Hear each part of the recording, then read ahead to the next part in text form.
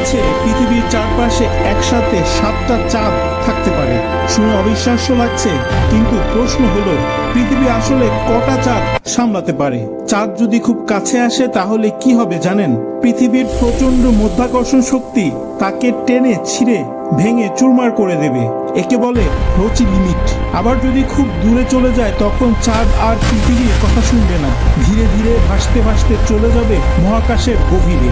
এই দুয়ের মাঝখানে আছে একটা নিরাপদ এলাকা, যাকে বিজ্ঞানীরা বলেন মুন জোন। শুধু এই অঞ্চলেই চাঁদ স্থিতিশীলভাবে ঘুরতে থাকে। এখন মজার ব্যাপারটা শুনুন, একাধিক চাঁদ হলে প্রতিটির দরকার নিজস্ব আলাদা কক্ষপথ, যাকে বলা হয় অরবিট।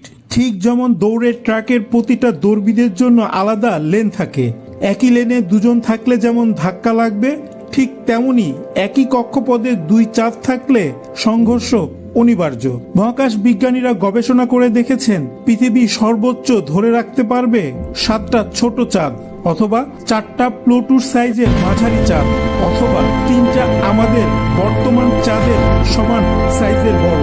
কল্পনা করুন সেই পৃথিবী যদি সত্যি 3টা চাঁদ থাকতো, তাহলে কি হতো? জোয়ার ভাটা হতো ভয়ঙ্কর রকমের শক্তিশালী, উপকূলীয় শহরগুলো প্লাবিত হতো প্রতিদিন। রাতের আকাশে ঝুলতো 3টা উজ্জ্বল চাঁদ, কখনো একসাথে আবার কখনো আলাদা আলাদা দিক থেকে। কিছু রাতে হতো ট্রিপল পূর্ণিমা, পুরো আকাশ আলোয় ঝলমল করত, রাত হতো প্রায় দিনের মতো উজ্জ্বল। ভাবুন তো কি অসাধারণ দৃশ্য হতো সেটা। তবে ভালোই হয়েছে, আমাদের আছে মাত্র একটা নিখুঁত চাঁদ, না বেশি না কম, ঠিক যতটা দরকার।